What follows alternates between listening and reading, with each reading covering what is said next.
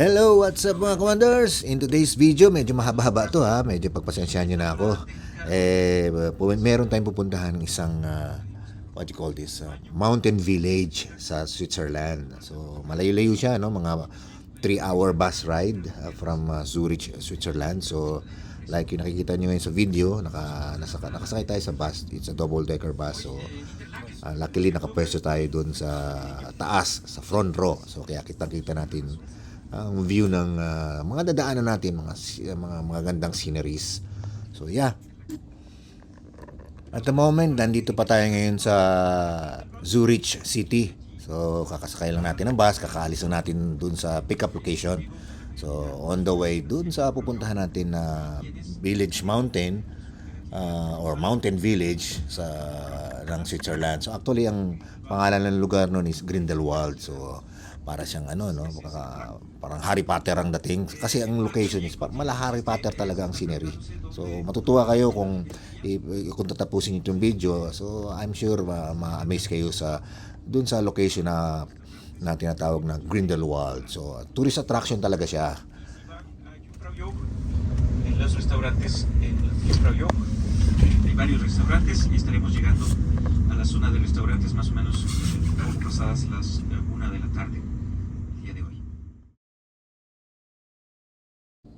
By the way, yung tour guide natin dyan is Latino eh. So, ba't nag-English din naman siya? Kaya kung may mapapansin nyo, may pagka-Latin yung salita niya. And then, ini-English din niya. So, yeah. And then, fast forward na tayo para mabilis yung ating biyahe nang makarating na tayo dun sa Grindelwald. Kaya, itong video medyo binilisan ko na or else tatagal hahaba tong video natin at ayokong makatulog kayo. So, yeah. Fast forward tayo and enjoy the scenery.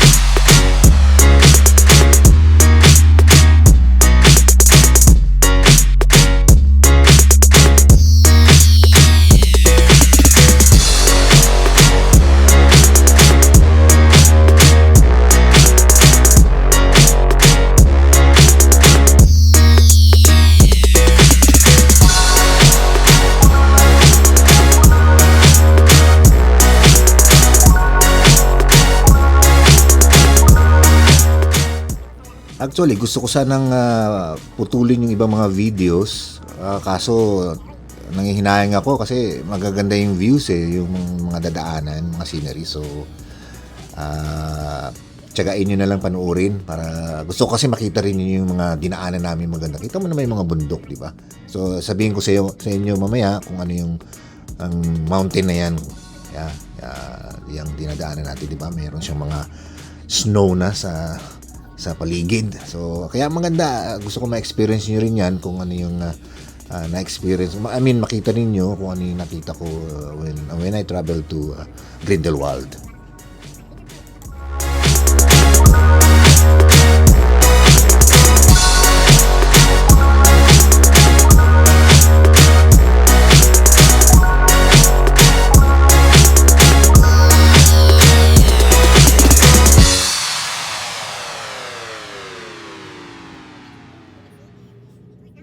All right, in a few minutes, we will be arriving soon in Grindelwald. So yung mountain na nakikita nyo, Yung bundok niyan, ang tawag dyan is what do you call this? Mountain Eiger or Eiger Mountain. Yan. So, yan yung sa Toblerone chocolate, yung picture doon or in drawing na bundok yun eh. So, Alps, Mountain Alps yun eh. So, yan yung ang tawag nila dyan, Bernese Alps. Yun. Bali itong Grindelwald, famous Swiss mountain village to ng Switzerland along Bernese Alps. So ano bang pwedeng mga activities ang pwedeng gawin dito, yung mga ganap, no? Pwede siyang mag-skiing, ano pa ba, snowboarding, hiking, meron din nata siyang ziplining, mga mountain carts, at saka magandang views ng glaciers.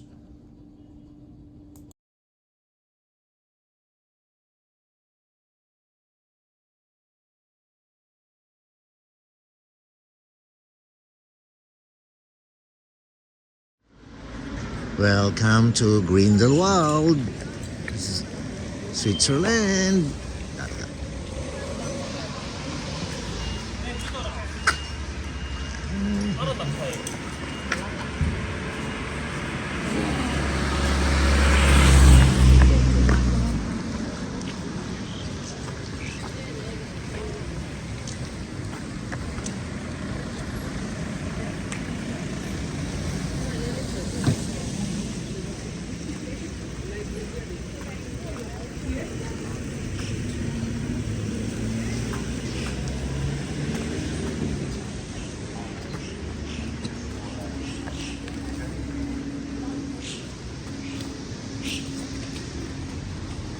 Shops.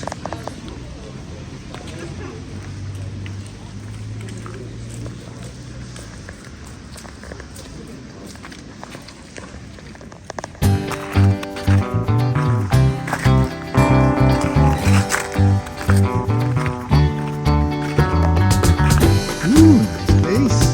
You know.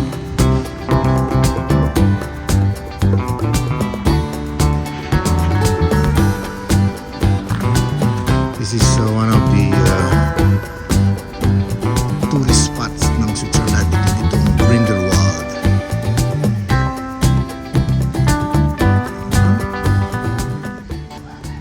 So obviously ang weather dito is malamig. Nakikita niyo naman sa mga paligid, you know.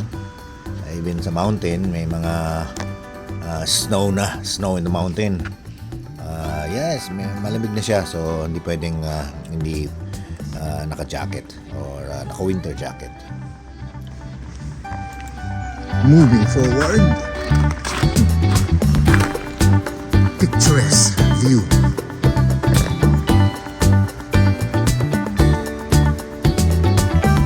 Snows here so far, pero hindi mo siya masyadong malamig. So,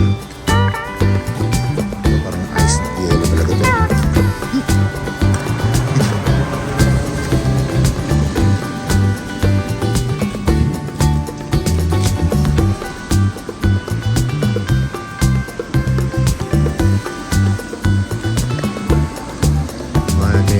Shops. Mabili later on naman. Goodies. Grindelwald.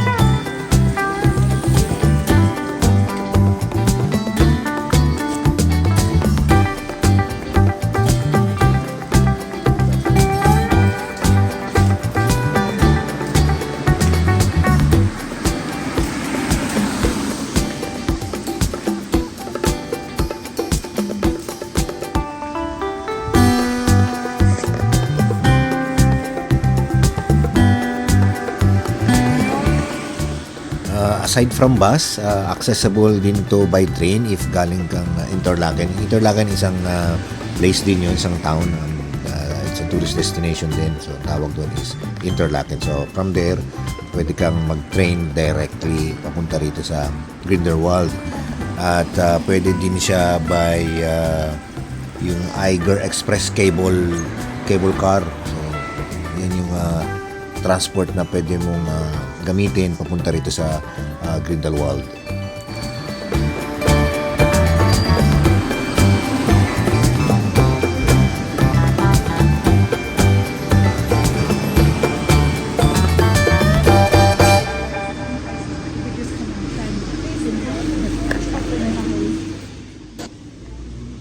I'm sure na notice niyo konti lang yung mga tao sa road, no? Because if I'm not mistaken, parang Sunday yata to. So Sunday sa family day sa kanila sa Switzerland. So yung mga tao siguro nasa bahay lang, So kaya konti lang yung mga tao din, even mga shops yung iba sarado. So kasi nga Sunday, so it's a family day. So kumbaga rest day nila yan. Kaya yan, konti lang yung makikita natin na nakabukas na shops at mga tao sa labas na mga local resident dyan sa Grindelwald.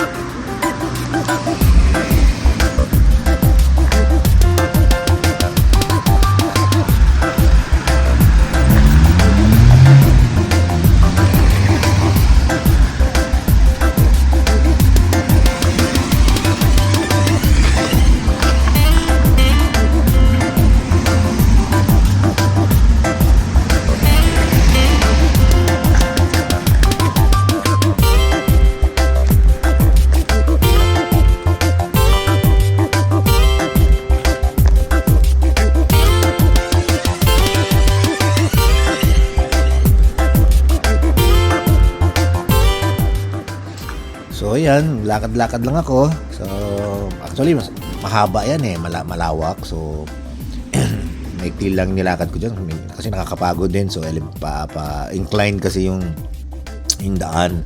So interested lang naman ako dyan makita yung Eiger Mountain na yan at saka yung mga residential, mga houses covered by snow, yung mga roof, mga ganyan.